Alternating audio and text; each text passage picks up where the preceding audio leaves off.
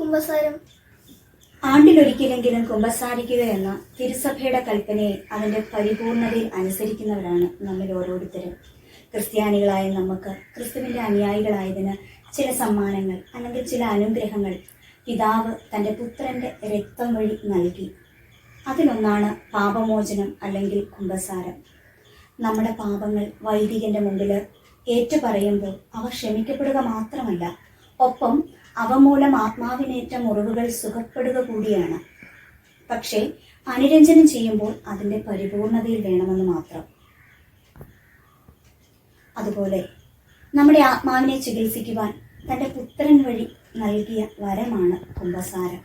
കുമ്പസാരക്കൂടിൻ്റെ മുമ്പിൽ മുട്ടുകുത്തുമ്പോൾ നമ്മുടെ ആത്മാവിൻ്റെ വേദനകൾ, അസ്വസ്ഥതകൾ കണ്ണുനീരോടെ പറയുവാൻ നമുക്ക് കഴിയണം. ആശീർവാദത്തിന് ശേഷം സമാധാനത്തോടെ പോവുക എന്ന് വൈദികൻ ആശംസിച്ച് അയക്കുമ്പോൾ അവിടെ ഈശോയുടെ ശബ്ദം കേൾക്കാൻ അപ്പോൾ നടത്തിയ കുമ്പസാരം കൊണ്ട് നമുക്ക് കഴിയണം. അവൻ നൽകിയ സമാധാനം നമ്മുടെ കണ്ണുനീരിന് മുമ്പിൽ പുഞ്ചിരിയായിട്ട് മാറണം. നോമ്പിൻ്റെ ഇനിയുള്ള ദിവസങ്ങൾ ഏകാഗ്രതയോടും കൃത്യതയോടും കൂടിയാവാൻ നമ്മുടെ മുട്ടുകൾ കുമ്പസാരക്കൂടിൻ്റെ മുമ്പിൽ മടക്കാം. വേദന നിറഞ്ഞ മിഴികളിൽ സമാധാനത്തിൻ്റെ പ്രകാശം ചിരിയായി നിറയ്ക്കാം. ഒരിക്കൽ മാത്രമല്ല, പ്രകാശം മങ്ങുന്ന ഓരോ തവണയും മനസ്സ് തുറന്ന് ചിരി നേരെയാക്കി വീണ്ടും പ്രകാശിപ്പിക്കാം.